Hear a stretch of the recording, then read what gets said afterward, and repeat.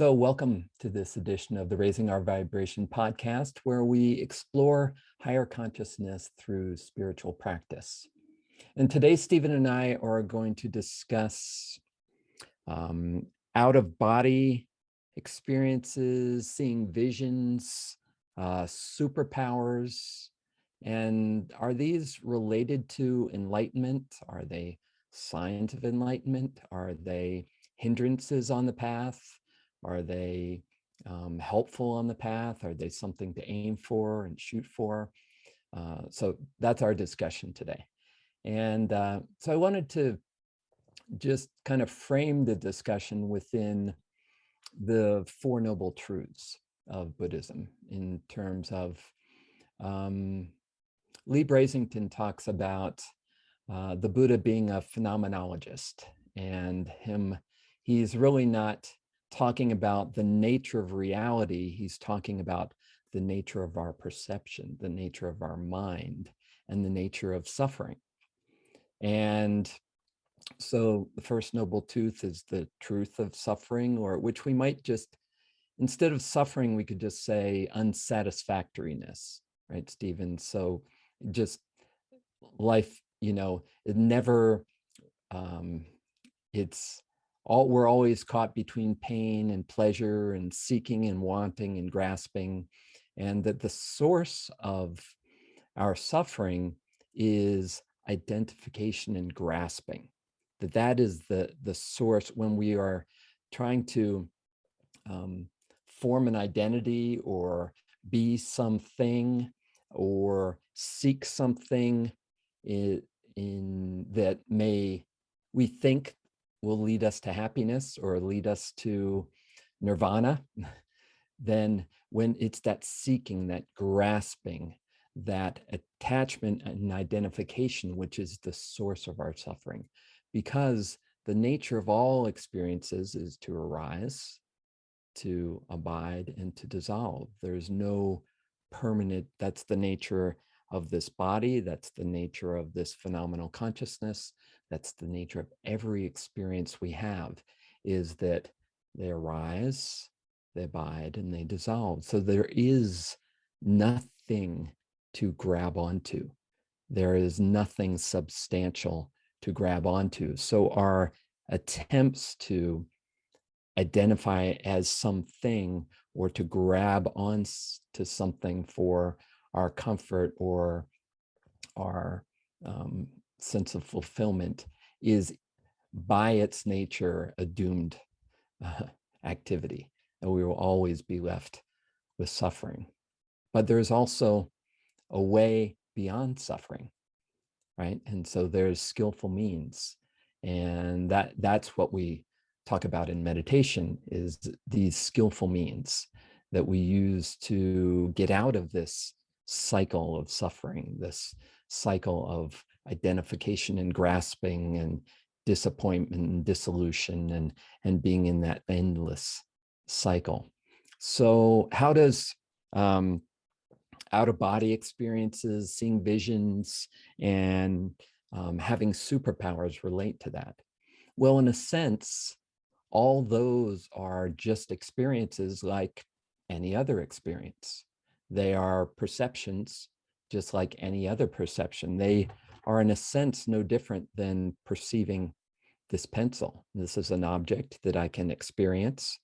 I can see it has a color and a shape and a size, and it has a feeling in my hand, and it has a certain meaning that I attribute to it. And in the same way, it's just an experience that arises as I engage with the pencil. Well, it's the same thing for the out-of-body experience. It's just an experience that arises in consciousness. It arises, it abides, and it dissolves. There's nothing to grasp in it. And there's nothing, in a sense, there's nothing more special about that than perceiving this pencil. I'm just as likely to shift into an experience that we would call enlightenment by gazing intently at the pencil and absorbing in this experience of gazing at the pencil to the point where my mind was quiet, my emotions were calm, body was completely relaxed, and this sense of a space of awareness within which this experience of the pencil arises comes to the foreground. I experience that which is aware of the pencil, right? And it's no different from experiencing that which is aware of an outer body experience, or aware of a phenomenal vision, or aware of some superpower. So with that as an introduction, Stephen, I'll pass it over to you, and maybe talk about the siddhis and the powers that arise in many of these traditions, and what's a healthy way to relate to these so that they aren't hindrances, so they're not distractions, and they can actually be skillful means.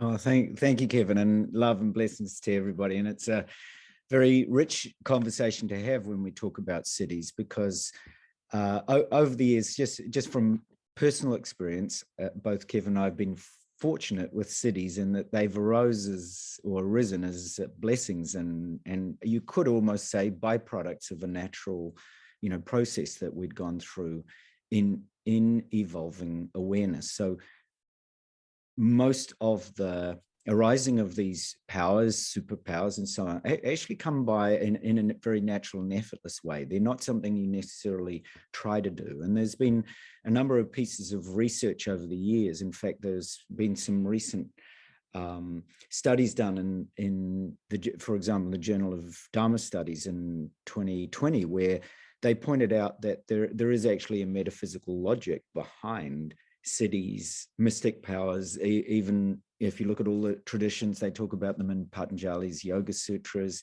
The Buddha spoke about them.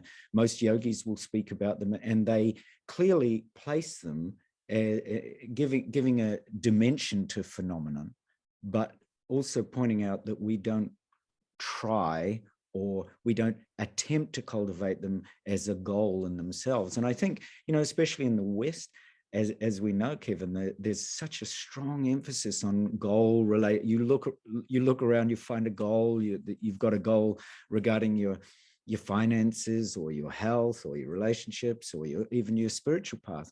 And it's kind of it's almost a conundrum in a sense, in that the spiritual path itself is all about being present, allowing what's natural and effortless, and being the light, the love that actually truly does flow through us when we're open, when we're actually allowing what's present.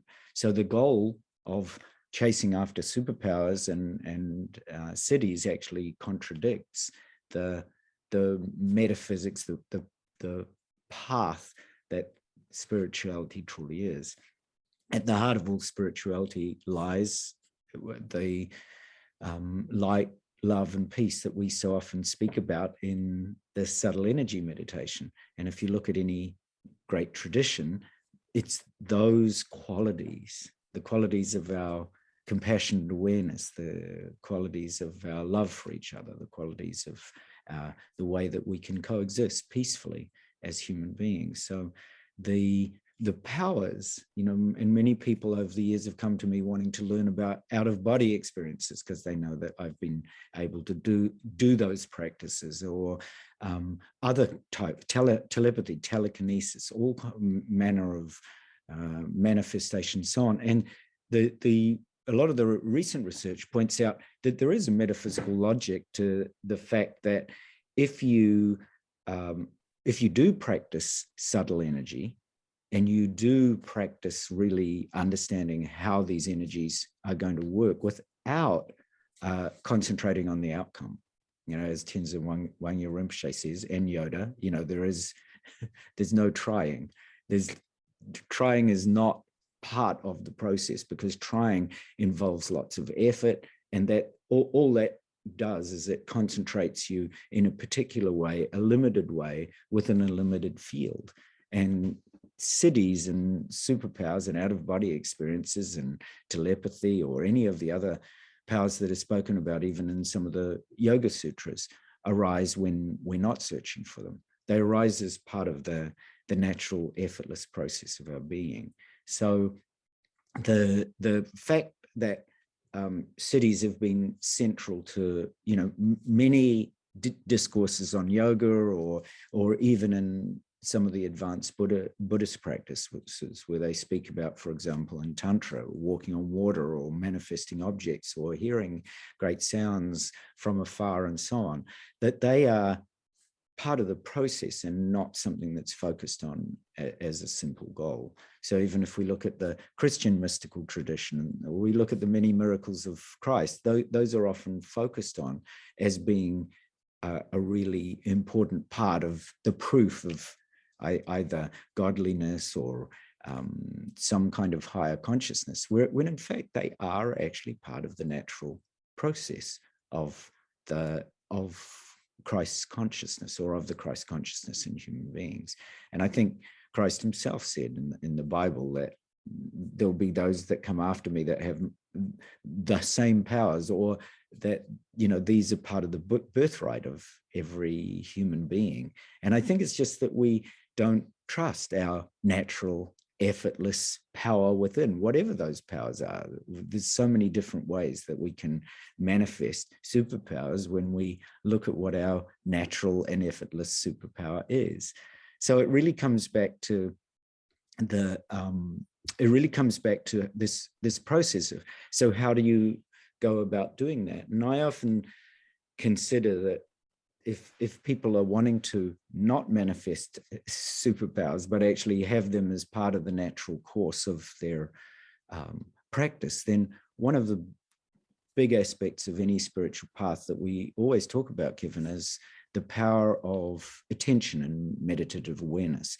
Because when we bring the power of attention to anything, but particularly to our awareness, then we can start to understand how attention itself might actually dissolve in on itself and find that infinite nature, find that unexplored being, find the limitlessness. Because that's the way that cities, any paranormal experiences arise, is from actually discovering the limitlessness and the boundlessness within ourselves. So ordinarily, our minds, are fluttering about like flags. And so we don't really know how to control this wild monkey mind, or this horse that's stampeding about in our lives and creating all kinds of havoc. And so we very rarely stop or pause to discover how our attention works, how we can actually bring it to understand awareness itself, and therefore how we can even get closer to understanding this limitless and boundless awareness. So the main exercise in the beginning is simply, as we've often said, is to turn inwards, this interoception, to make an intention that we want to actually discover what awareness is all about, and that supernormal powers, out of body experiences, telepathy, what have you, is part of a natural byproduct of that, if that's our natural and effortless process. But that ultimately we want to discover what is limitless and boundless. What is that infinite potential within us? And that gives rise to all of that. So that's the first part, is simply turning inwards and starting to feel as a really deep inner state. What is this subtle aspect of our lives that we call awareness, that we sometimes simply, we don't even turn our attention towards? So the attention becomes important in the beginning. So we have to bring our attention towards something, right?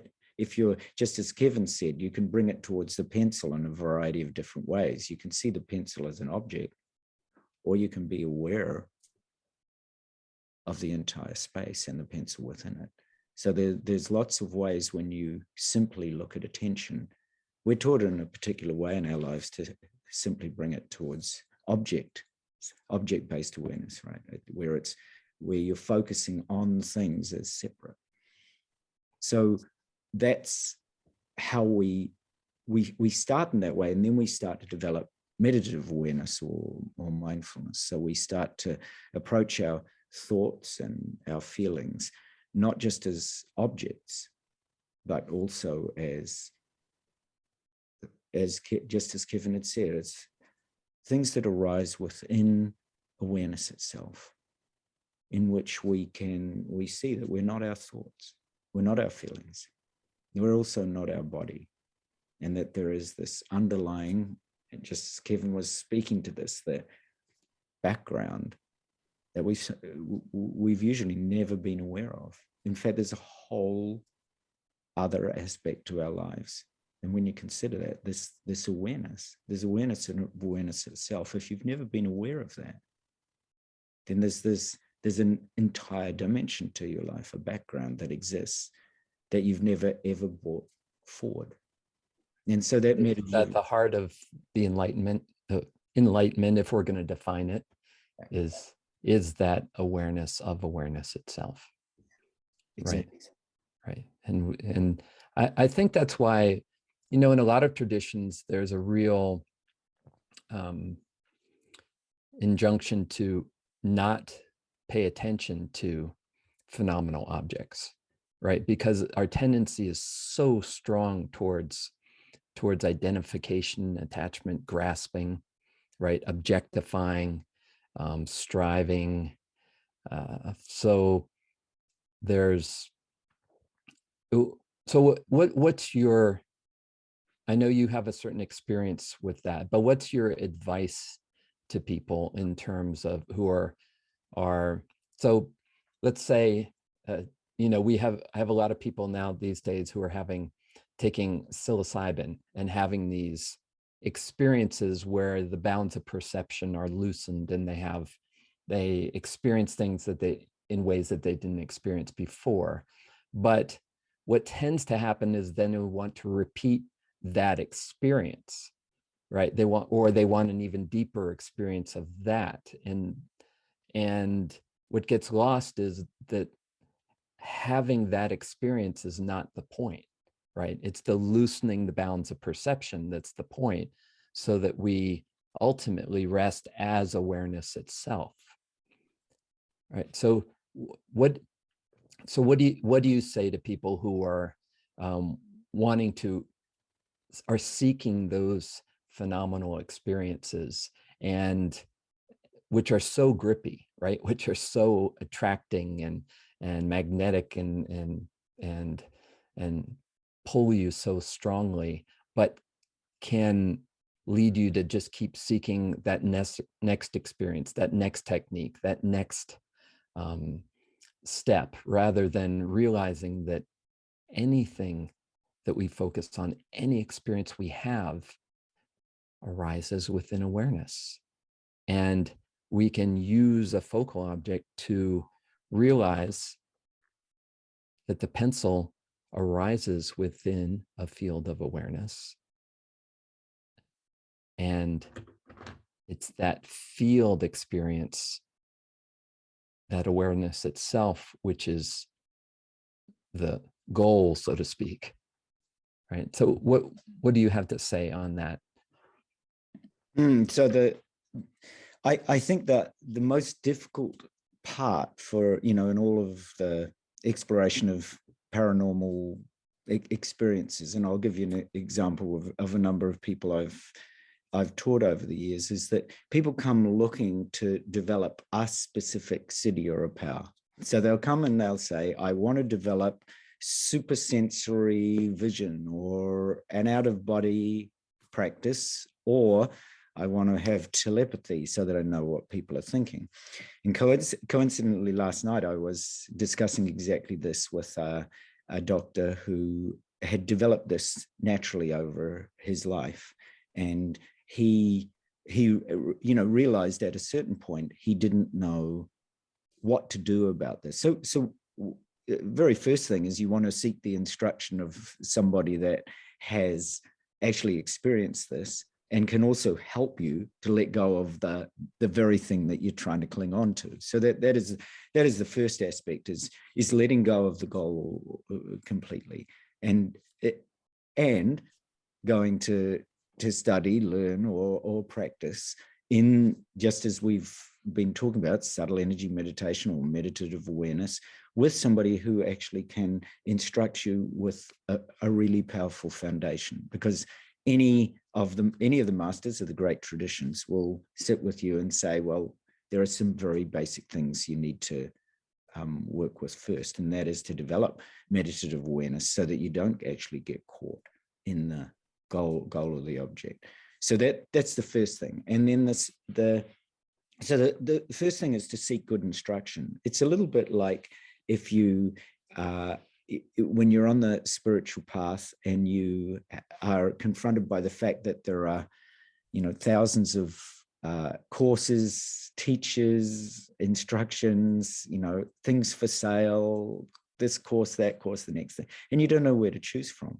And so you really want to look carefully at who is teaching it, their qualities, at their background, and that will help you to gain some foundation. Because ultimately, as a lot of the masters and the lineages speak about, there's a very important basic element of trust and a foundation of relationship that exists first and foremost. And most of the masters, when they come out of their enlightenment, speak about this tremendous devotion and compassion that arises, the devotion to the lineage or to the teachings or to their teachers, and the compassion for all human beings. So those basic qualities, so the trust and the devotion and that compassionate awareness are really crucial in order to go upon the path of developing anything, and with knowing that out-of-body experiences and paranormal experiences are a byproduct. It's really important to have those initial elements of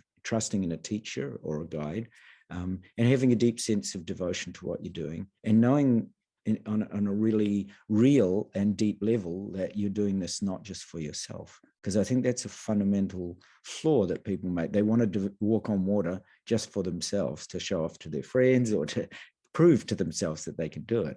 And when you recognize that whatever it is, when you let go of that ultimate product, and you recognize whatever it is something that you're genuinely wanting to offer humanity, and you're not doing it for yourself, I think this is a whole different. Yeah, intention, right? There's a intention is so primary, because the intention of enlightenment practices is liberation, right? Going back to the Four Noble Truths, it's the purpose, the function of this training of attention and awareness is liberation, right? Yeah. Liberation from this cycle of seeking and grasping and wanting more and trying to get that and bring that into me, so I'm more substantial, and now I have that, now I have that, now I've learned that thing and that technique, and now I have all this knowledge, and right, and that is that leading to liberation or not? And is your intention liberation, or is your intention to become a bigger me? Right, exactly. And it comes back to what you're saying about the pencil, that when you start to understand that your awareness of a pencil is just as important as your awareness of a city or a superpower, then you start to so the next thing that happens is it'll start to get a lot simpler for you. So instead of quite often, if we focus on something, so we decide we want to walk on water, and that's our ultimate aim in life, and that life can get very complex in that form. You've got all sorts of other things: how to earn money while I'm working on water, how do I relate to my wife when she doesn't want me to walk on water, or she doesn't even know what that means, and how do I connect to my kids and they think I'm crazy. There's all of that becomes a very complex way of developing or cultivating something. So what you then start to realize is that you develop a meditative awareness or a sense of mindfulness, where it is just as important for you to be aware of a beautiful sunset as it is to be aware of the power of walking on water. There is ultimately whatever quality you bring to the sunset, or to your wife or husband or to your kids, is exactly the same quality that you're going to be bringing to the walking on water. So if you're truly, truly, deeply a loving person, and that's the quality you're trying to cultivate, the superpowers are going to arise out of love, not separate from it. And that's where the trying comes in. The moment that you decide that it's something separate from who you ultimately are, that's when you start to separate it out, and you get lost. So that's the next part. Having developed the intention, you want to develop this really deep, abiding equanimity in everything that is, so that it is just as important to be aware of the sunset, the pencil, or walking on water. And the things that I've experienced over the years, so not even just for myself personally, but in working with people who have come to me to learn about these experiences, and then they've achieved them, but they often haven't, they've got something more than they've bargained for. So for example, if they've wanted to develop a particular power, and I've given them a particular instruction and told them how to do that easily, and then their own ego or desire actually, they start to feel that energy arise. So the Shakti, that prana, that chi starts to move through the body, and they start to experience their world shifts, their perception shifts. They can see at great distance, hear at great distance. They can feel, they develop telepathy. Things start to move in their houses. They objects appear for no reason. The many stories I've had over the years have been really quite extraordinary. Even the doctor's story of last night, he said he was looking for a teacher, and he ended up meeting this person just by chance in London. She didn't know him, he didn't know her, and she pulled out this letter, and she said, I know I'm supposed to teach you because your name's written in this letter that was sent to me. And sure enough, it was actually his full name in the letter, saying he would come and that he'd need to be taught. And he asked her where she got the letter. She said she didn't know. It just arrived one day. And so, these remarkable opportunities actually do happen in life, and that sometimes they happen for the most inexplicable reasons. And all he was simply doing was he made an intention to find out about this, the search. He really wanted to know or uncover the mysterious or the mystical or the unknown. So that intention, and then the ability to know that you're going to, whatever you're pursuing, that you actually are going to be applying this with mindfulness to everything. And that sometimes it starts with the simplest, most beautiful practices in life, which is about honoring your partner or your children or nature or the sunset or the pencil with the same love or care or attention or beauty that you're bringing to this search, this desperate search to develop the power to walk on water, or to have an out-of-body experience, or to develop telekinesis or telepathy. So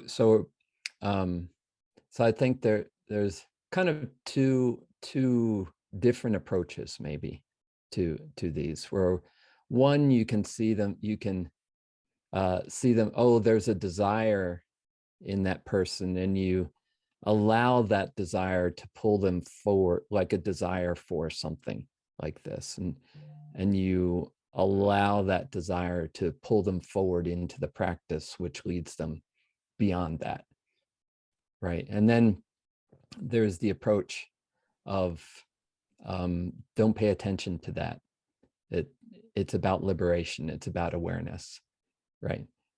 And they're two. I think they're two valid approaches. Maybe work for different personalities, different people, yeah, I think my natural bent is option B. It's about a liberation. It's about awareness. Let's train attention. But that's not attractive to probably most people right off the bat, right? It's not. It's like you read Diary of a Yogananda, and you're like, oh, look at all these amazing experiences, and it draws a lot of people into starting a meditation practice. Yes. Right. And then they learn that, oh, it's about this practice of training attention and awareness and feeling subtle energy and so on. So it's kind of like maybe it's like a carrot that pulls them into the practice, and then they realize, oh, it's really not about that at all. Yeah. And actually, I need to let go of that in order to experience the infinite possibilities that are available. Right, right.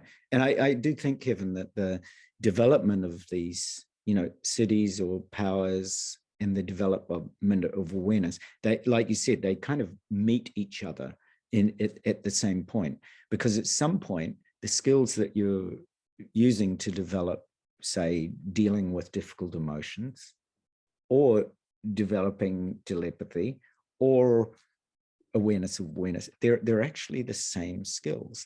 They are, and quite often, no matter, as you said, it doesn't necessarily appeal to everybody to go straight to liberation of awareness. Some people have a really deep, probably from some past life karma, have a deep desire to develop telepathy, for example, with another human being. So they really strive to do that. Now, of course, they'll start to find at some point, the more that they try, the further away the goal seems to get. So, and it can be quite frustrating. So therefore, then the frustration actually becomes the liberation. They start to recognize that in order to get to where they really wanted to go, they are actually opening to the power of everything, every obstacle being a liberation. And that's the power of awareness. And that's where inevitably they'll be led to awareness. It's the same with all the desire paths like Tantra, when they people who have strong desires are often drawn to tantric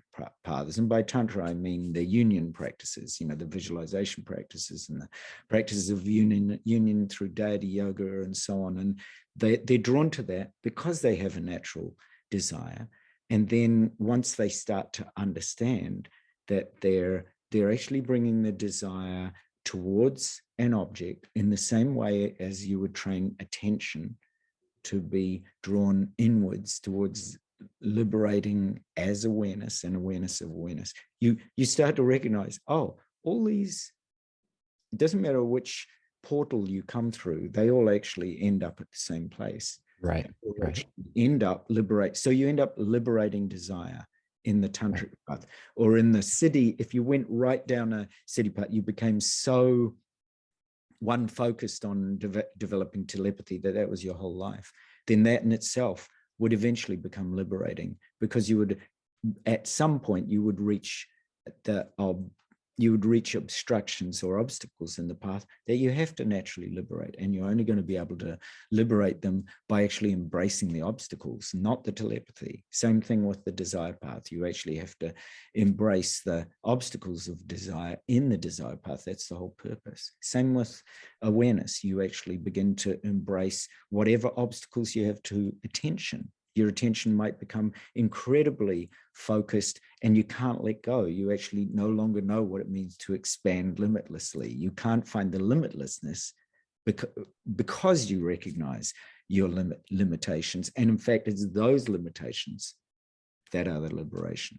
It's right. So anyway, you're ending up developing the same skills and the same insights that open up awareness itself. Right. And so, since no matter which way you're going, it requires practice, right? It requires dedication, it requires effort, it requires consistency. So that leads me back to like choosing a practice that interests you, right? That choosing a practice that you like, oh, I want to get up every day and try that. Like in subtle energy meditation, I know you and I, it just feels so good, right? It's a good feeling, and it leads kind of effortlessly to, it supports good health. It supports the body. It's feels good emotionally, and it is a path that does lead to awareness itself. And we both just naturally were drawn to that for whatever reasons, but we both really enjoy the practice, right? We really enjoy doing it. Like when we're lying in bed in the morning, we're not thinking, oh, I got to get, we're like, oh, yeah, I get to get up and do that now, right? We enjoy that. It's a pure Totally. joy. And that leads us forward, and the practice itself becomes the teacher.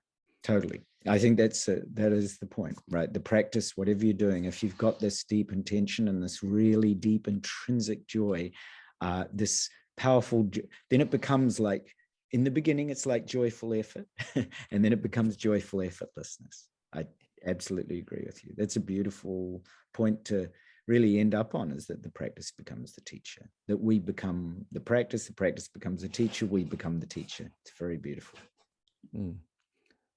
Thank you, Stephen. Thank you for this discussion. I hope that all of you listening and watching who are interested in meditation found this really beneficial, and maybe gave you some insight or inspiration for your practice. So enjoy your practice, and we look forward to speaking with you again on the Raising Our Vibration podcast next week. Bye for now.